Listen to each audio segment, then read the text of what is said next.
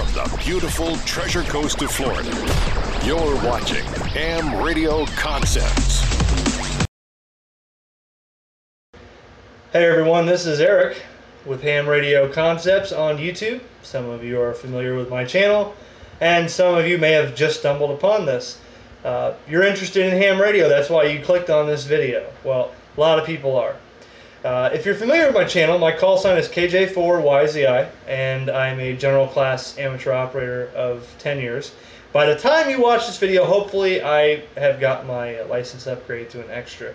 But I have some videos on different products, stuff I like, different models that I have, tuners, radios, antennas, stuff like that.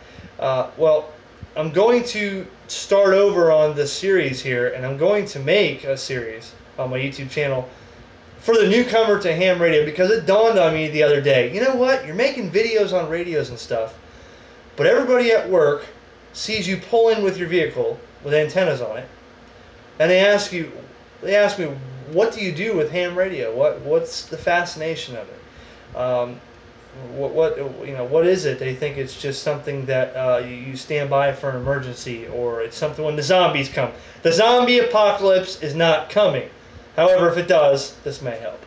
But then I started stumbling through some of the YouTube channels and looking at videos, and there's people that actually are looking at new radios and stuff, but they don't know what the basic things are, and that's okay. You got to know how to use this stuff. You can't just grab it, study for a license, memorize questions, and jump on the air. It's really for proper etiquette and to make the most use out of this hobby. You got to have some knowledge about it. I came from amateur radio background, so and playing with CB years ago, but CB and ham radio are two separate things. So what I'm going to do is I'm going to start making videos. This is going to be first of many, and I'm going to give you an insight real quick here in a few minutes, maybe 10 or so minutes, on what is ham radio. So if you're the complete newbie and you want to subscribe to this channel, follow my videos, hopefully I can teach you a lot on the hobby. But what is ham radio in a nutshell? Well, we'll start here. I'm going to show you a couple radios and stuff. But ham radio basically is, it's a mode of communication used by amateurs like us that can be licensed by the FCC to assist in aid and well-being of another person, or just for a hobby. I mean, it doesn't have to be gloom and doom. You got to wait for an emergency to assist. It's an experimental mode. You're supposed to have fun with this. You're supposed to experiment. You're supposed to learn new things. You're supposed to try making antennas. You're supposed to see how far you can contact people across the world with minimum power. Different bands, VHF, UHF, HF, a ton of bands, a ton of radios, a ton of modes. And some modes are digital. You can have keyboard to keyboard conversations with people across the internet, across the world without internet, just using a radio signal generated from your computer, going into your radio, across the world to another radio, back out in the computer. Send pictures, do all kinds of stuff. I'm going to show you some radios and kind of get you an idea of, but this is going to be first of many, so you got to kind of follow the videos and follow the channel to see, as my demonstration of D-Star and use Yaesu Fusion. I'm a Yaesu fan. Here's my mouse pad. Yaesu is a brand of amateur radio. There's ICOM, Kenwood, Yaesu, Alinco, and some others. Okay, so the first thing you need to do is you need to pick up a study guide. Now I'm going to show you a couple of different examples. Now there's three classes of amateur radio license: technician class, a general class, and an extra class. Back in the day there was novice and advanced extra and stuff like that. They narrowed it down to three: tech, general, and extra.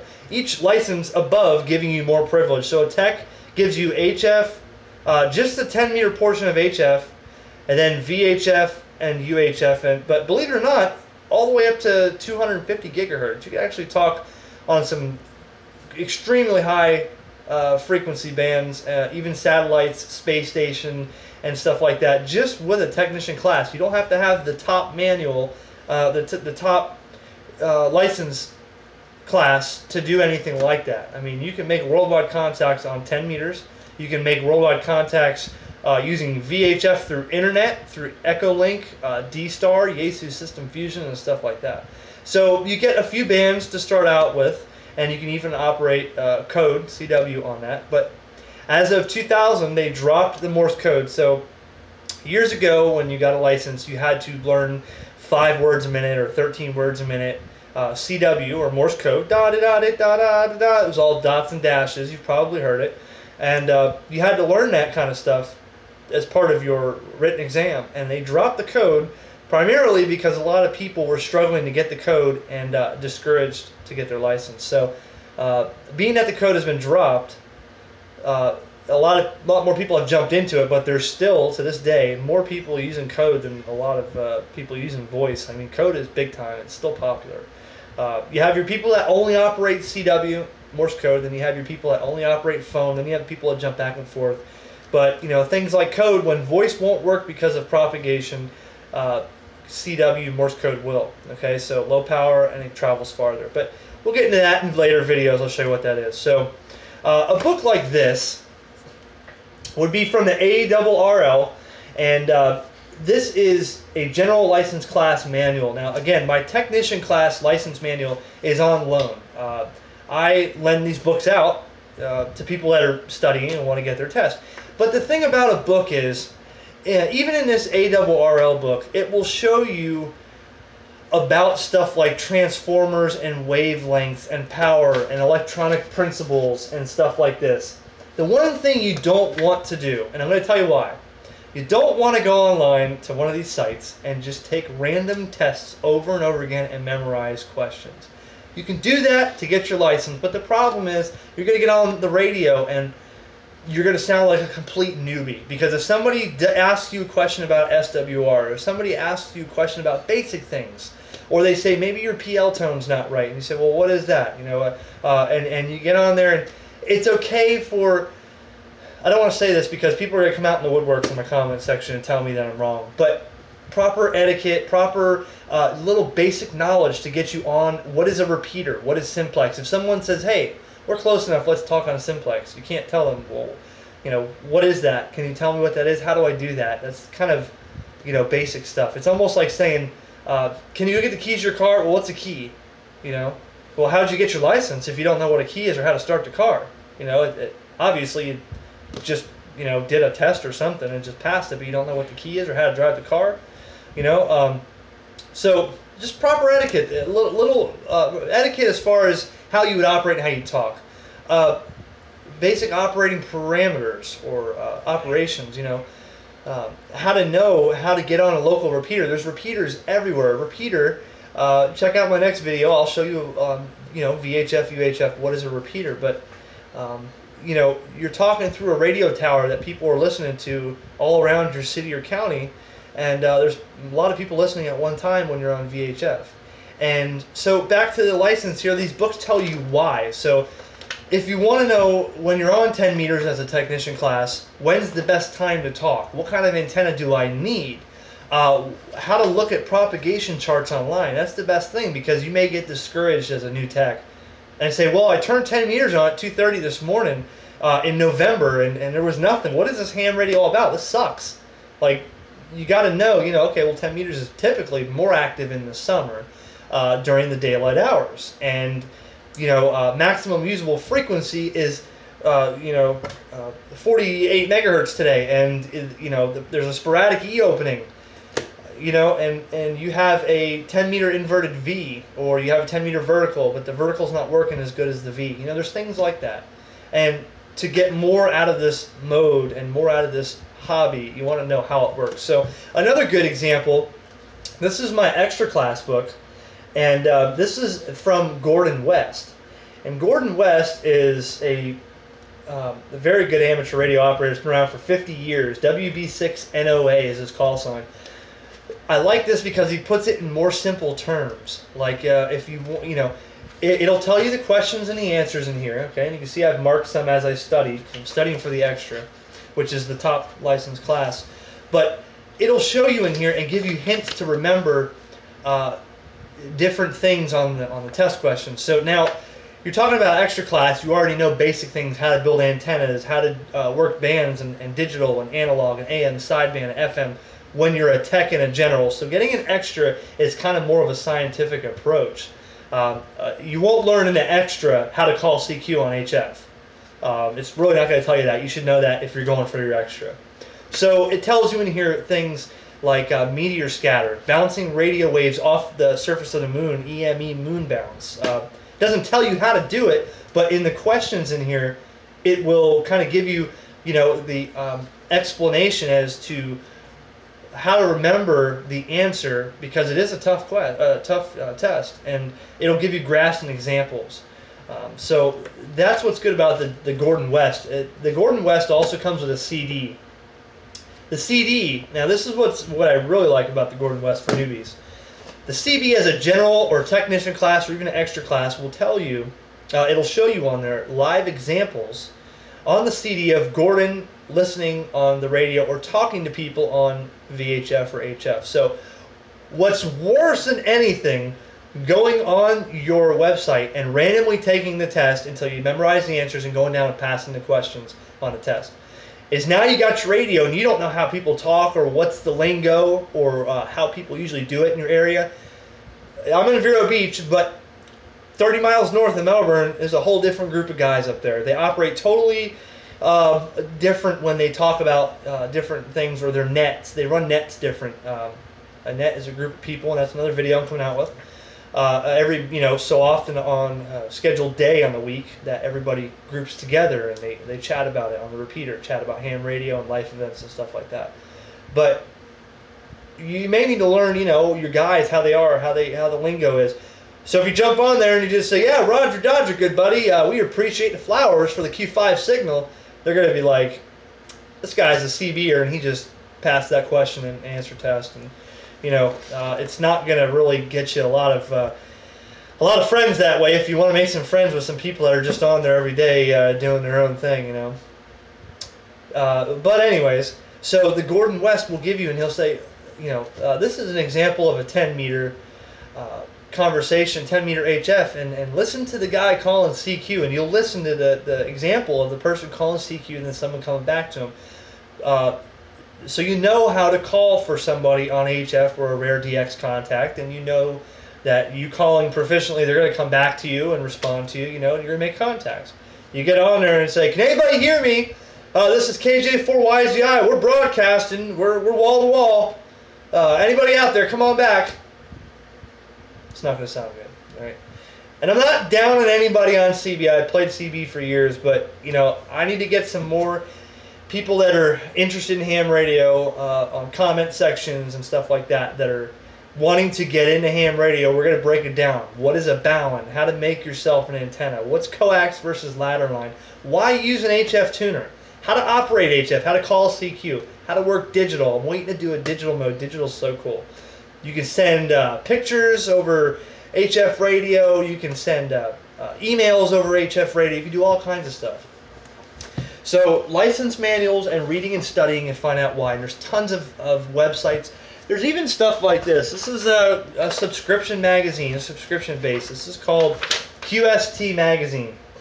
All right, QST Magazine has a lot of articles in here from other ham operators and companies also that will show you, like for instance, the Wake Island D-Expedition, okay, a foreign expedition that someone takes. They get a group together and they go out to islands or foreign countries and they work different, they call it expeditions, so they'll work certain bands at certain days and try to make contacts. So your buddy that lives in California may go on a D-Expedition if he's part of that group and working from a rare island, Easter Island or something like that. And that way people get to make contacts on an island where really nobody lives that talks ham radio. But there's all kinds of stuff in here, how to build circuits, different ideas.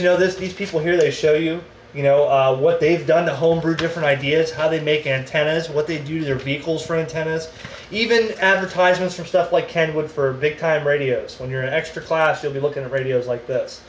But QST Magazine is an awesome, awesome subscription.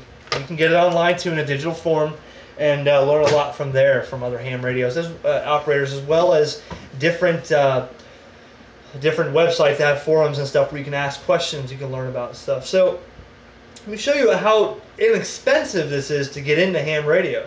And the only reason I'm going to tell you this is because so many people have these types of radios and they're very cheap to get into the radio hobby, to test it out. The last thing you want to do is spend $400 on a radio that you may not be able to figure out as a brand new ham, or get discouraged and think you wasted your money. So the greatest, cheapest way to get into this is something like this. This is a product called Baofeng, B-A-O-F-E-N-G. This radio, if you just Google that name, you will see hundreds of companies selling these radios. This is a standard 4-watt radio with a rechargeable battery. Comes with everything you need: the charger, the belt clip, the battery, the antenna, sometimes the programming software and CD, so you can put all your frequencies into there. Dual band, it does VHF and UHF for your amateur class that you're licensed for, or anything over a technician and on. Anybody that's operating ham radio that's licensed can talk on this radio. And it's very simple to get on, and there's tons of different models. Here's a Baofeng here, just a little bit of a different model, different setup. I have another one here. This is a GT3, and these radios go for $35–40. Brand new in the box. You can get them all day long on eBay, Amazon, and if they break or you happen to destroy it somehow, you're not out $400. You can spend the $400 later when you become an experienced radio operator. You want to go further. But getting your feet in the water and testing this out, a great start right here. You can't go wrong. And people will say, well, those are Chinese. You know, the people that have been in radio for a long time. Oh, those Chinese radios. Get something American. Guess what? Every radio I have on my desk is made overseas. And 2 out of the 3 companies on my desk right here are companies for 50 years been making radios. Okay, it's all overseas. So I have videos on all these different radios. So check out my YouTube channel. You'll see those. You can go with something like this. This is an ICOM. This is a D-Star. It does everything that $36 handheld does, and then some. It's got GPS built in. This has digital and analog, so you can talk digitally with this new mode called D-Star. It's been around for about 10 years. D-Star will show you on the screen where the other person you're talking to is through a tower or through a gateway using the internet. I can pull up the Netherlands on here. I can pull up an Amsterdam repeater. I can pull up a repeater in Russia, Southeast Asia, Africa, North America. I can pull up a repeater in California right here, talk digitally across the world with the palm of my hand. And even further, you can take something like this tablet here, okay? Connect this ICOM radio with a supply or the optional cable. Send a picture, take a picture on the tablet and send it to a buddy that has a D-Star handheld, all through radio waves. It's pretty fascinating. The $38 handheld won't do that. But this is the 50th anniversary edition. This is sort of a special one for me. I love this radio, and this does so many features. Check out the video on this. But like I said, GPS, you can record conversations on a micro SD card on here, save the pictures, put them back on your computer if you'd like, okay? And then the up-and-coming competitor now to the ICOM D-Star is something like this. This is an aftermarket antenna, so don't ignore that. I have a big antenna on here. This is a Yaesu FT1DR System Fusion, and this is now getting popular over the last 2 years from Yaesu, the company I like. This will similarly do what the ICOM will do. In fact, you can get a speaker microphone, which I have in the other room, and take pictures with the speaker mic and send them to another friend with another Fusion radio, or a Fusion mobile, and it comes right up on their screen on the FTM 400. Send a picture right to the radio. GPS built in, you can see where the person you're talking to is at. Text messaging and other stuff in this. And then the newest model I just got, which I'm making a video of shortly, is the FT2DR. This is the touchscreen version, one model higher than the FT1DR. And the same thing, speaker mic with a camera, it's got GPS on board, a whole boatload of features on this. I've yet to really get going. Hopefully by the time you see this, the video is done. This is a touchscreen model though, very cool. And these type of things you can get into, and this is only a foot, or this is only a drop in the pot compared to what you can do with, I mean, we haven't even got into HF radio yet. We haven't done all that stuff. There's so many videos, but I want you, if you're interested, I want you to get some motivation from this, start following me, and learn all about this hobby instead of getting on, passing your test, memorizing questions, and going out and spending $4,000 on your new radio and having no idea how to use it or how to talk on it. That's, to my opinion, that's not the way to do it. Okay, start small, get big. Next thing you know, you'll be talking to satellites or the space station, the astronauts in the space station. I've done that before. So many different features you can do. Until next time, I hope this gave you kind of an introduction to ham radio. We're going to start as a technician class.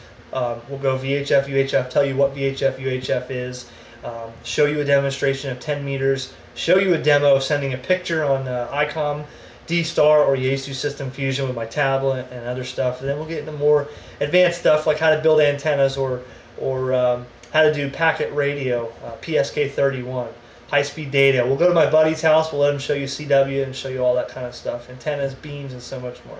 So thanks for watching. Stay tuned, subscribe, comment, please, and 7-3 from KJ4YZI.